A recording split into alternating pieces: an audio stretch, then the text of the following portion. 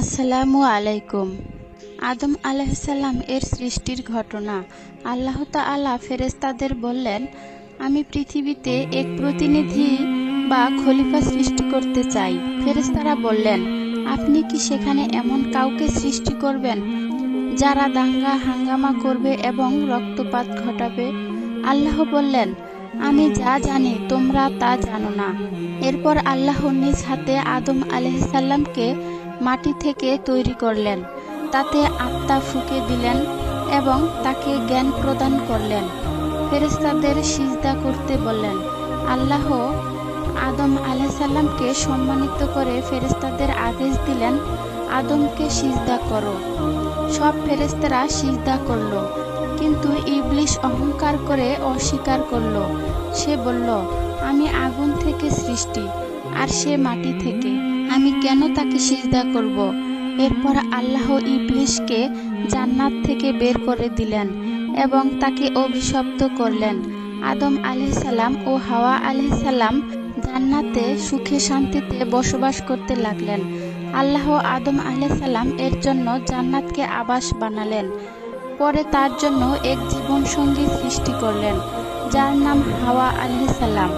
আল্লাহ বললেন, তোমরা জান্নাতে বসবাস করো এবং যা ইচ্ছে খাও, কিন্তু এই বিশেষ গাছের কাছাকাছি যেও না। অন্যদিকে ইবলিস প্রতিশোধ নিতে চাইল। সে আদম ও হাওয়াকে ধোঁকা দিয়ে বলল, এই গাছের ফল খেলে তোমরা অমর হয়ে যাবে অথবা ফেরেশতা হয়ে যাবে। অবশেষে তারা শয়তানের প্ররোচনায় নিষিদ্ধ গাছের ফল খেলেন। তখনই তাদের শরীর থেকে জান্নাতি পোশাক সরে গেল এবং তারা নিজেদেরকে নগ্ন দেখতে পেলেন। আল্লাহ তাদেরকে বললেন, আমি কি তোমাদের নিষেধ করিনি?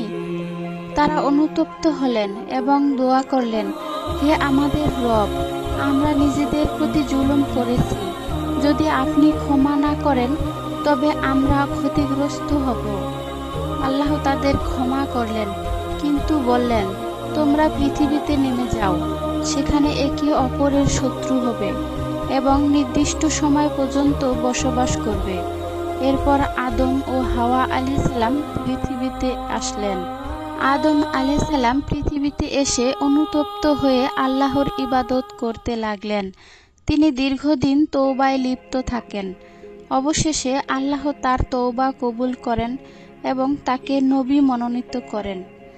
এই ঘটনার উপদেশ, শয়তান চিরশত্রু। সে ধোঁকা দিয়ে পথভ্রষ্ট করে। আল্লাহর আদেশ মেনে চলা জরুরি। নাফরমানির পরিণতি ভয়াবহ। তওবার দরজা খোলা। আল্লাহ অনুতপ্ত বান্দাকে ক্ষমা করেন।